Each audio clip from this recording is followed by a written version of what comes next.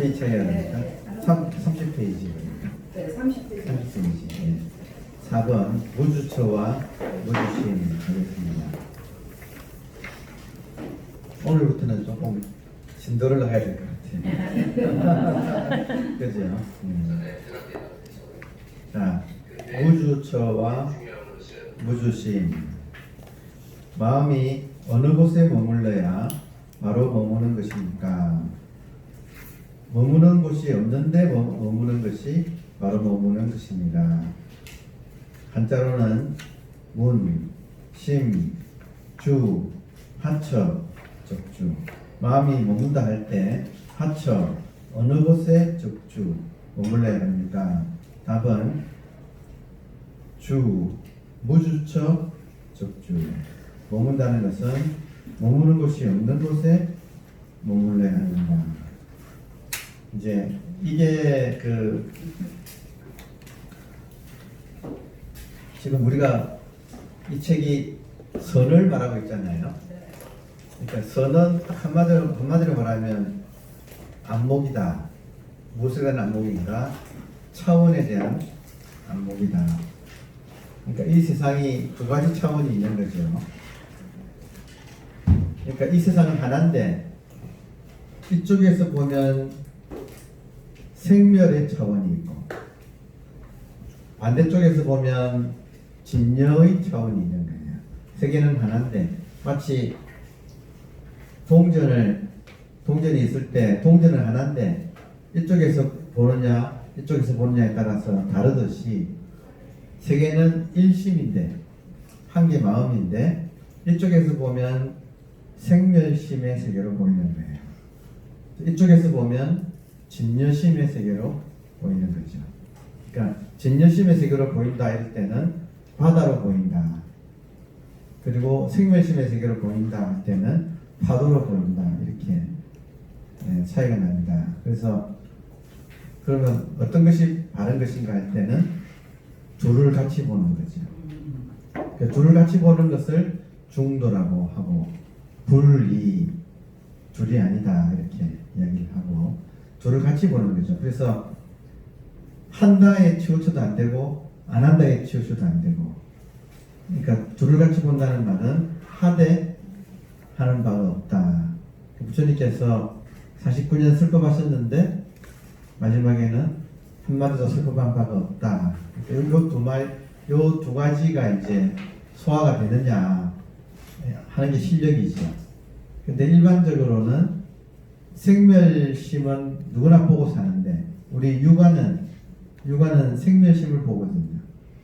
근데 심안은 진여심을 보거든요. 그러니까 일반인들은 생멸심을 보는 육안만 발달되어 있지 심안은 있음에도 불구하고 개발이 안 되어 있는 거죠. 그래서 심안을 개발해서 심안과 육안을 같이 본다. 종합적으로 본다. 이것이 이제 중도라고 하는. 근데 여기서 그래서 이 생멸심과 진여심 혹은 법이라는 말을 쓴다면 생멸법과 진여법에서 생멸법 안에서 내가 하는 행위 이건 재행 무상이죠. 그러니까 이 생멸법 안에서 하는 행위를 유의법이라고 함이 있는 법이죠. 이때 유의법은 생멸법 속이고 생멸법은 주관과 객관으로 구성되어 있거든요. 그러니까 주관의 입장에서 무언가를 하는 것은 유의법이 되는 거죠. 그런데 주관과 객관이 주객이 분리가 되는 이 진여의 세계를 우리가 알게 되면 우리 삶이 점점 진여에 맡기게 됩니다. 뭘 하더라도 진여에 맡기게 된다. 이때 진여가 하는 것을 무의법이라고 그러죠. 그래서 가장 간단한 예는 제 말 잘 들리죠? 네. 이거 무의법이거든요. 그러니까 무위법은 힘이 들지 않는 거예요. 그리고 지금은 잘 들렸는데 내일은 안 들린다. 어릴 때는 잘 들렸는데 커서는 안 들린다 이러면 귀가 좀 고장이 난 거지. 그 귀를 통해서 듣는 것은 이때는 잘 되고 이때는 안 되고 그런 게 없어요. 항상 잘 돼요. 왜냐하면 무위법이라서 그래요. 그러니까 인생의 지혜라는 것은 모든 것을 주관의 입장에서 아사의 입장에서 하다가 이제 우리가 원축하게 되고 지혜가 생길수록 내가 하려는 것에서 그걸 내려놓고 우리의 자성이라 그러죠. 자성, 이 무위법에 맡겨가는 것. 이것을 도가 튼다 그러는 거예요. 그래서 우리가 도를 배운다, 도가 튼다 이런 말 하는 말은 하나만 하면 다 잘한다 이 말이거든요. 하나의 도가 트면 다 잘하게 된다잖아요. 이때 하나의 도가 튼다 이 말은 하나에서 자성한테 맡길 줄 알게 되면 나머지도 이제는 다 자성한테 맡기게 된다. 그러니까 요게 지금 동양의 지혜죠. 그래서 지금 마음이 어느 곳에 머물러야 바로 머무는 것입니까 할 때 마음이 머문다 그러면 생명적인 거죠. 이해되나요? 네. 마음이 어디에도 머물면 그것은 어디라고 하는 것이 전체하고 분리가 되기 때문에 생명성이죠. 그러면 어디에 머물러도 이때 머문다는 건 집착이거든요. 어디에 집착을 해도 그것은 생멸법이라서 영원한 것이 못 되니까 실망으로 끝날 수밖에 없는 거죠. 그러니까 어디에 집착해야 됩니까? 아무 곳에도 집착하지 말라. 그러면 뭐 죽으라는 말입니까? 그게 아니고 아무래도 내가 집착을 하지 않으면 아상이 쉬어지고 아상이 쉬어지면 우리가 죽었느냐? 아니에요. 어제인가? 오늘 금요일이죠. 어제 제가 BTN에서 한 거 저도 봤더니 그게 제가 그 말 했더라고요. Now 지금 Life is living you. 지금 생명이 당신을 통해서 살고 있다 할 때 이 생명이 무위법이라는 거죠. 그러니까 지금 내가 유위법을 내려놓으면 내려놓을수록 그 공간에는 무위법이 들어오게 됩니다. 그러면 무위법은 생명이죠. 내가 하는 것보다 생명이 하는 것. 그러니까 생명이 부처니까, 생명이 불보살이니까 내가 하는 것은 내려놓고 불보살한테 맡기면 어른이 알아서 잘할 거예요. 그렇죠? 그러니까 저는 예전에 제가 이제 공부할 때 저는 참 운이 좋은 사람이에요. 좋은 선생님들이 정말 많았거든요. 그래서 제가 예전에 공부할 때 한 선생님 하시는 말씀이 당신 집 근처에 이화여대 김옥필 총장이라는 분이 살았대요. 그래서 한 번 해마다 여름인가 때가 되면 온 동네 사람들 다 초대를 한대요. 김옥필 지금 돌아가셨죠. 네. 그 총장이 그래가지고 뭘 하냐면 냉면 파티를 한대요. 그러면 그 냉면을 이렇게 할 때 직접 뽑는다 그러네요. 이북분이라서 어릴 때 그걸 배워 내려왔는지 직접 그 냉면을 뽑는데요. 그러면 반죽을 하는데 몇 사람이 모인다 이러면 대략 그 분량이 나오잖아요. 그러면 그걸 거기다가 이제 물 붓고 반죽할 때 그냥 소금을 그냥 재지도 않고 그냥 툭 접어서 탁 넣는데 간이 그렇게 딱 맞더라고요. 하도 많이 해가지고 지금 어머니들은 이게 무슨 말인지 아시죠? 하도 많이 하는 것들은 그냥 신경도 안 쓰고 그냥 툭 넣는데 딱 맞는다는 거죠. 그게. 실제로 제가 보면 그게 같다 그러죠. 그러니까 지금 우리가 어느 생활에서 익어 있는 것은 내가 하는 것이 아니고 그냥 저절로 하는 거죠. 저절로 하는 게 자연이잖아요. 스스로 걸어가는 거죠. 그러니까 이 자연이 도법 자연. 자연은 이때 법은 따른다는 뜻인데 도법 자연. 도는 자연을 따른다. 그러니까 자연에 맡기는 거죠. 인간도 자연이잖아요. 그죠? 지금 자연을 거슬러 가지고 지금 코로나가 이렇게 우리를 혼내주고 있는데, 그러니까 지혜라는 것은 어디에 머물러야 바로 머무는 것입니까? 머무는 곳이 없는데 머물러야. 이 말이 에고가 어디에 집착해야 됩니까? 할 때 에고가 집착하는 바가 없는 것이 그게 바로 사는 것이다. 그러면 에고가 없으면 무엇이 하는가? 나를 통해서 지금 생명, 자연, 불보살, 뭐 말은 여러 가지인데 같은 거죠. 그래서 나로 하여금 드러나게 하는 거, 나로 하여금 진리가 드러나게 하는 거, 그게 우리 인간이 가장 잘 사는 방법이다. 이렇게 말을 할 수가 있겠습니다. 따라서 많은 분들이 철이 들어야 된다, 이렇게 철 든다, 식은 든다 이런 말을 많이 하거든요. 그러니까 조금 이제 인생을 조금 살아봐야 되는 거죠. 그러니까 이 이야기를 안 하려고 했지만 할 수 없이 이야기를 하게 되네요. 여러분, 우리 젊을 때는 이상을 추구하잖아요. 그렇지 않습니까?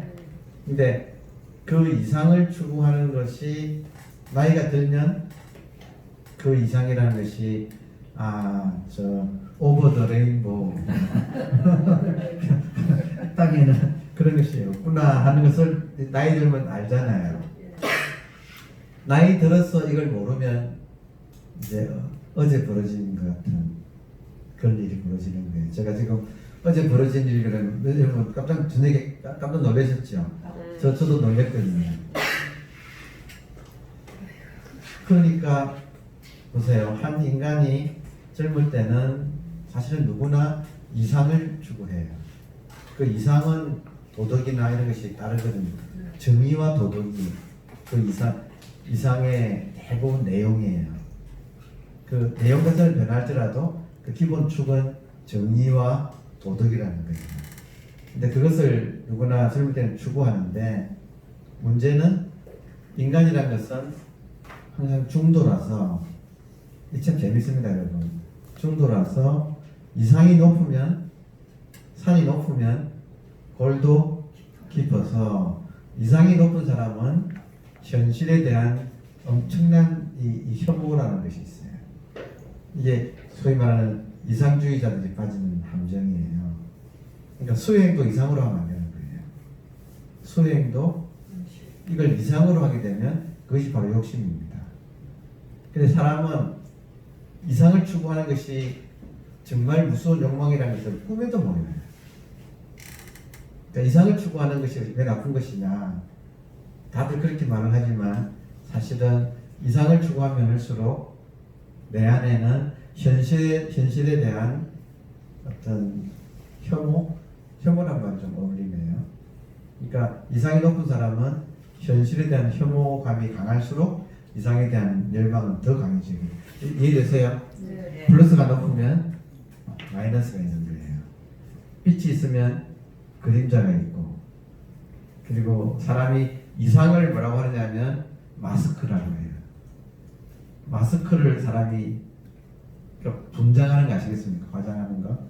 마스크를 쓰면 쓸수록 내면의 그림자는 짙어지는 거죠. 이게 하나의 법칙이에요. 법칙이라서 이렇게 소위 말하는 독립운동 하시는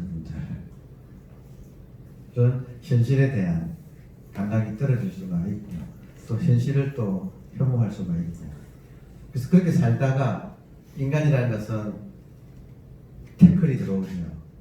태클이 들어오면 현실은 항상 여러분 보세요. 현실은 생멸법이라서 상대법이에요. 현실은.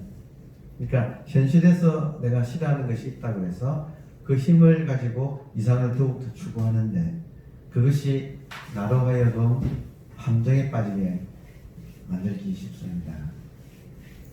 그래서 저는 깜짝 놀란 말 중에 하나가, 제가 읽었던 책 중에서 정말 쇼킹한 대목이 뭐냐면, 현실은 신이다라는 말이 있어요. 현실은 신이다. 스무 사람이란 말이에요. 현실은 신이다. 그런데 인간치고 현실과 싸우지 않는 인간이 없다는 거예요. 그럼 서구인들한테는 인간이 신과 싸운다는 거 아니에요. 그러니까 얼마나 어리석냐는 거예요. 그런데 실제로 현실과 싸우는 사람은 이상이 높은 사람들이에요.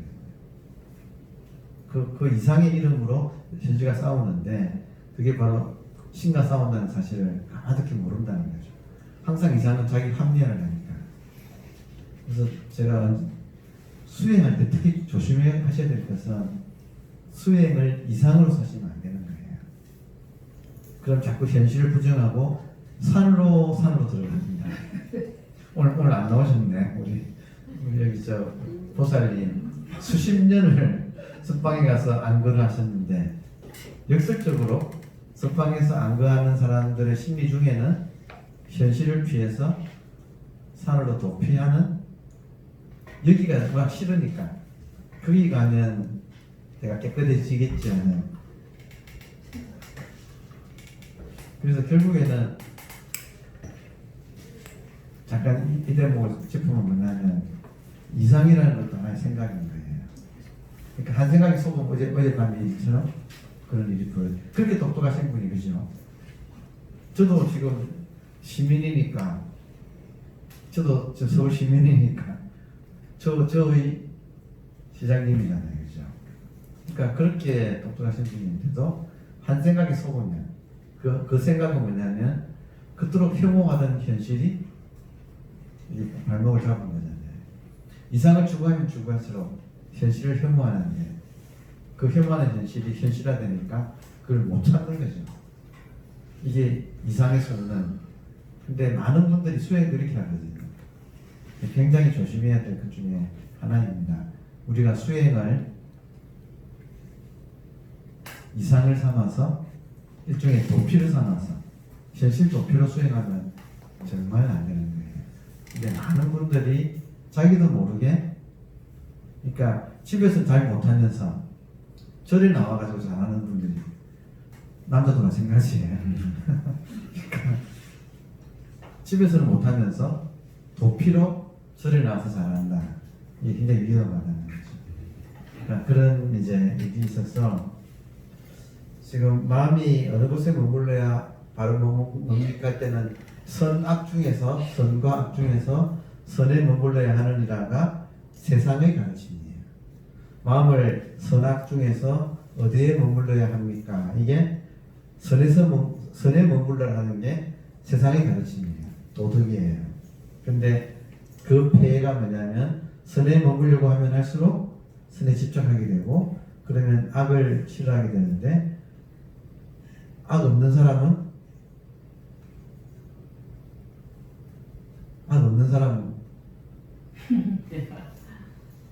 없어요.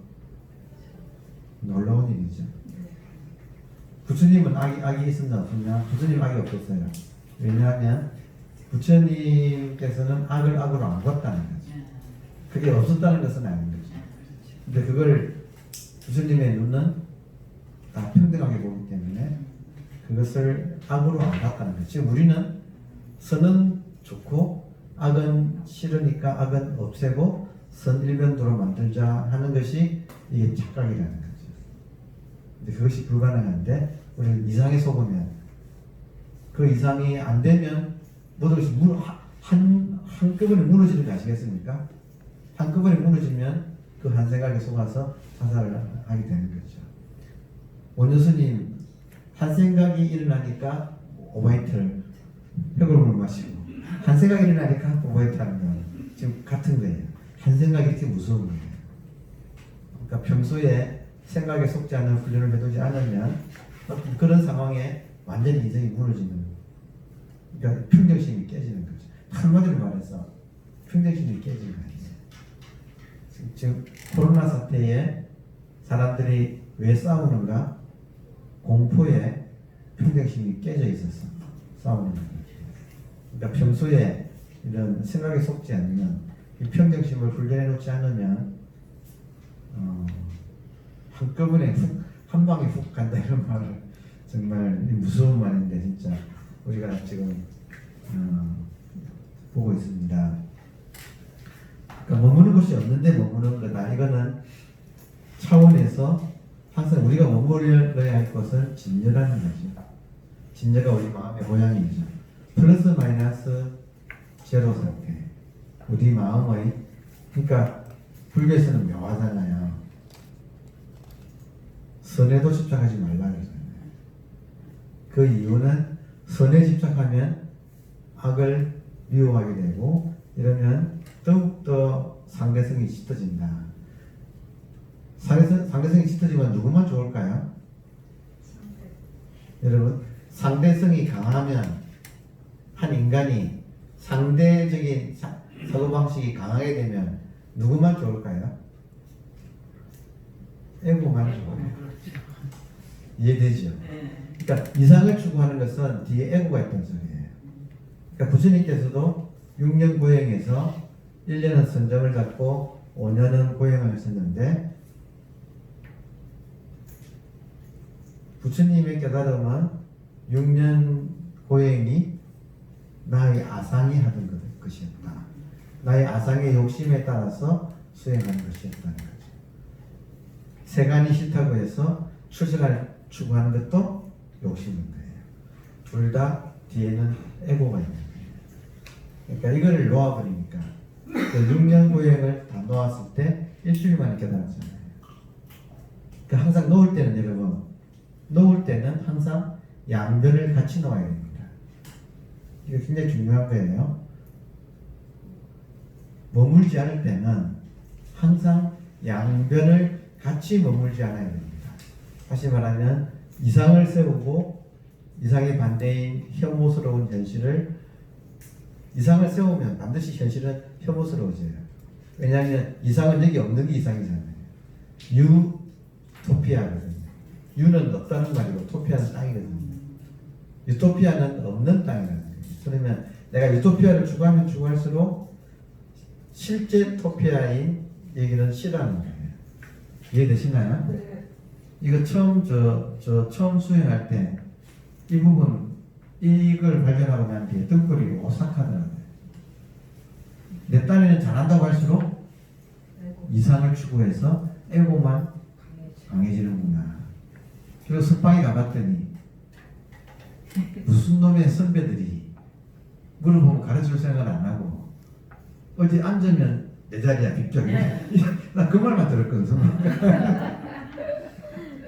석방 가면요, 이게 대군이 있고 청산이 있어가지고, 청산은 산이잖아요.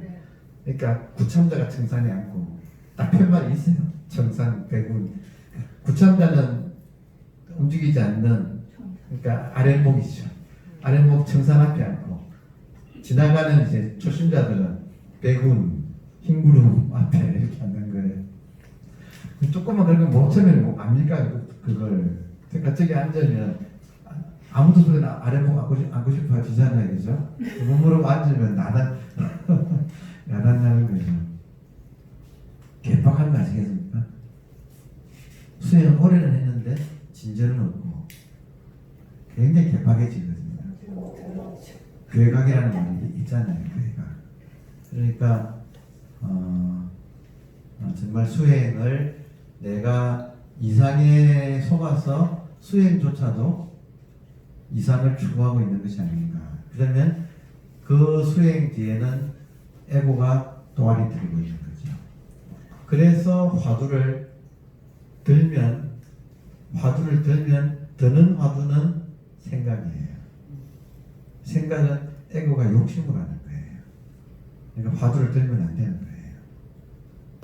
그러니까 초심자는 화두를 확 막히는 거고, 동그라미 그려놓고 들어가도 맞고 들어가지 않아도 맞는다. 어떡할래? 그냥 확 막히는 거예요. 화두는 드는 게 아니라 내가 이목구하는 것이 아니에요. 이목구를 당하는 거예요.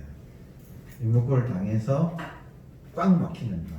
이게 초심자가 들어 가지고 한번 이 과정을 한번 겪어낸 사람은 그 다음부터는 화두를 이목구 하면 이목구가 생각이죠. 이해되시나요? 네. 앉아서 이 놓고 하면 그 생각이라고 그게 그렇게 들면 안 되고 화두는 생각이 끊어진 자리예요. 그러니까 제가 화두를 탄다라는 표현을 지난 시간에 했어요. 그러니까 화두를 들 때는 내가 들면 안 되고 처음에 모를 때는 선주 씨한테 질문을 받아야 되고 그리고 한 번 이 과정을 통과한 사람이라면 나는 내가 되려면 어떻게 해야 되는가? 내가 뭘 하면 아닌 거예요. 그러니까 내가 되려면 안 해야 돼요. 그러니까 우리 불교에는 멈춰라, 지 이런 말을 하잖아요. 그러니까 이 멈춘다고 할 때 양쪽으로 멈추는 거예요. 나쁜 것도 멈춰야 되지만 좋은 것도 멈춰야 돼요. 왜냐하면 좋은 것이 있는 한은 언제나 나쁜 것이 있어요. 이 말 이해됩니까? 네. 그러니까 그림자를 없애려면 햇볕도 같이 없애야지 없어지지. 그림자를 없애려면 햇볕도 같이 없애야 그림자가 없어지지. 그림자를 없애려고 햇볕만 계속 쪼이면 그림자는 더 짙어지는 거예요. 그래서 오늘 이 말이 참 중요하네. 어떻게 하면 어떻게 머무는 게 바로 머무는 겁니까? 할 때는 양쪽을 같이 머물지 않아야 된다. 플러스건 마이너스건 같이 머물지 않는다.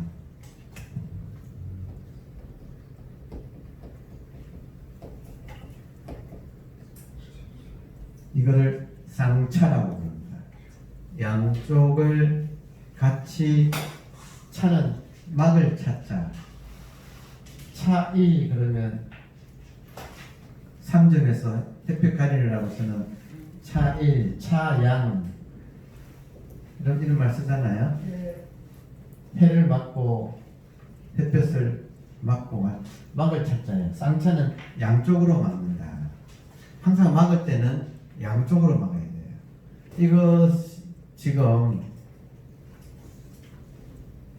하여튼 요 대목이 수행자한테는 엄청 중요한 대목이에요.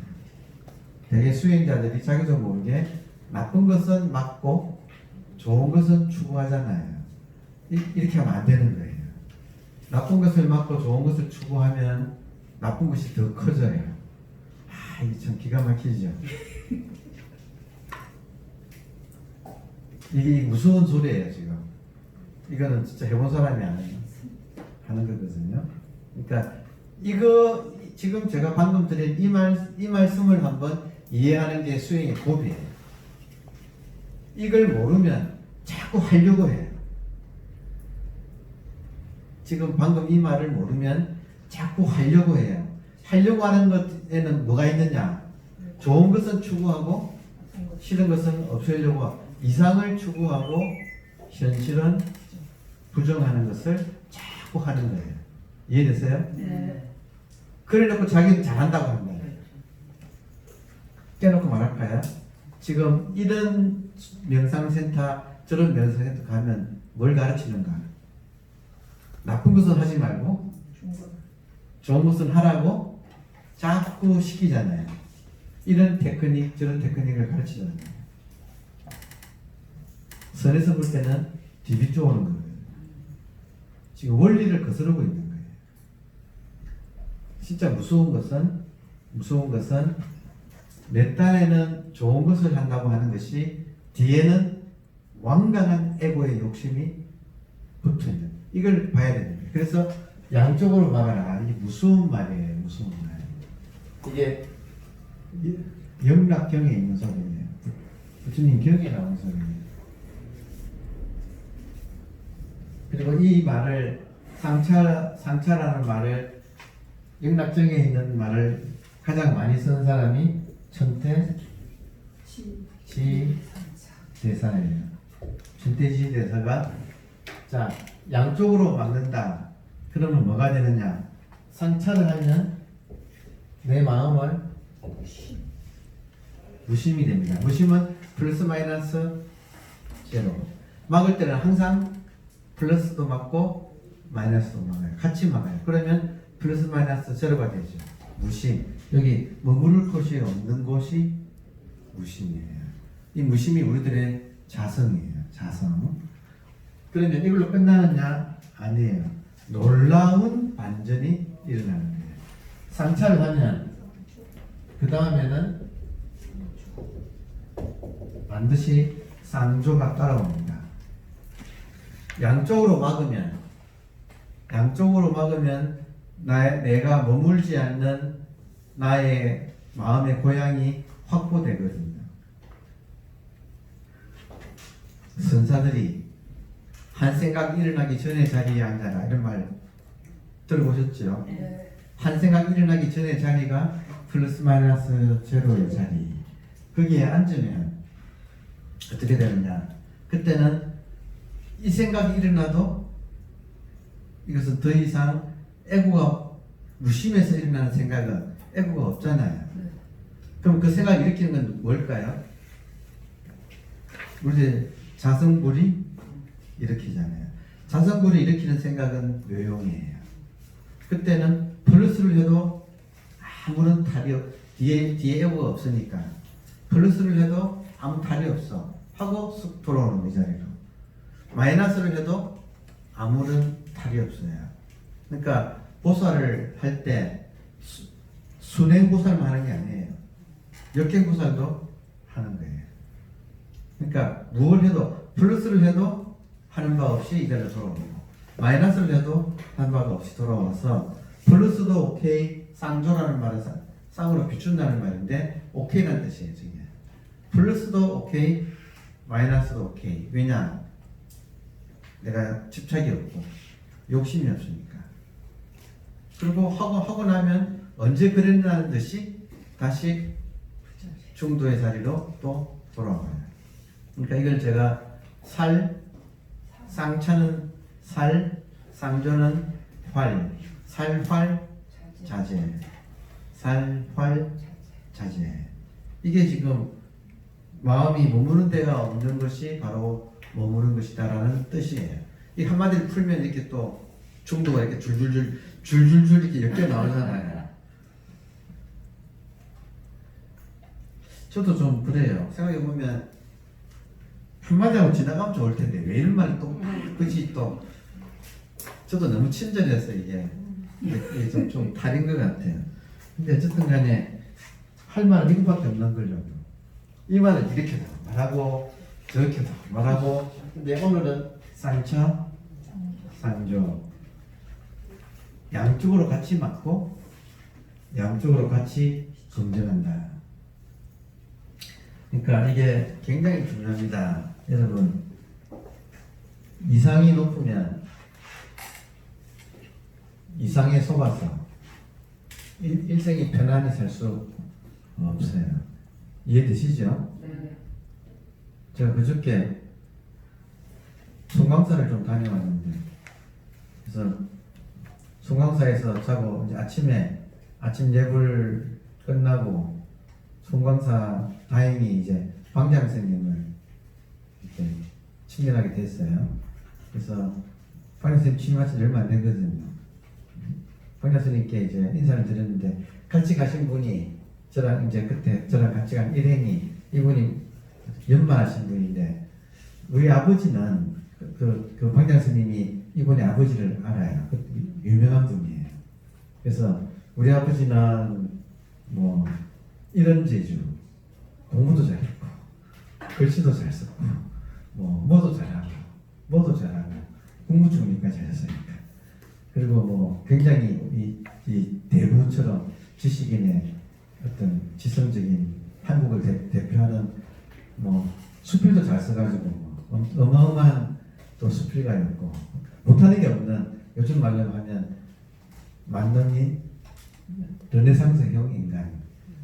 근데 그 아드님인데 아드님은 나는 이것도 못하고 저것도 못하고 나는 뭐 재주가 없다고. 그러니까 이제 그 방장 스님이 그분의 아버님을 아니까, 그러니까 우리 아버지는 그랬는데 돌아가셨는 그랬는데 나는 뭐 아무것도 없습니다. 그러니까 방장 스님이 웃으면서 뭐라고 하느냐면 무재주가 상발자입니다.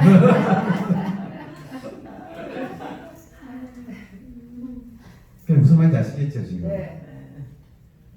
그러니까 이상을 내가 수행의 첫 단계는 혹시라도 내가 지금 어떤 이상에 속고 있지 않는가, 혹시라도 내가 어떤 이상에 속고 있지 않는가, 이게 가장 중요한 포인트예요. 그러니까 지금 이상에 속고 있으니까, 이상에 속는다는 말은 뭐예요? 이상을 추구하면 추구할수록 현실을 미워하게 되거든요. 현실이 불만족스러워하거든요. 이게 정확하게 분별이